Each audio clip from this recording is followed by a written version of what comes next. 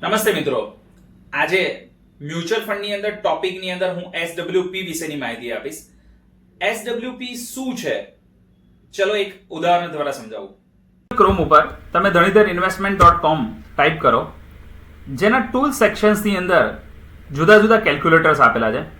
આ કેલ્ક્યુલેટર્સની અંદર 5th નંબરનું કેલ્ક્યુલેટર છે એસડબ્લ્યુપી નું.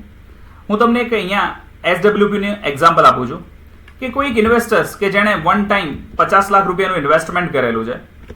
આ 50 લાખના ઇન્વેસ્ટમેન્ટ ઉપર દર મહિને 30,000 રૂપિયા તે વિડ્રો કરે છે.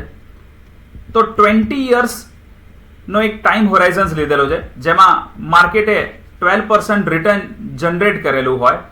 તો 50 લાખના ઇન્વેસ્ટમેન્ટ ઉપર તેને 72 લાખ રૂપિયા પોતાના બેંક એકાઉન્ટની અંદર પાછા મળે છે અને 20મા વર્ષના અંતે તેની માર્કેટ વેલ્યુ 2.45 કરોડ થાય છે.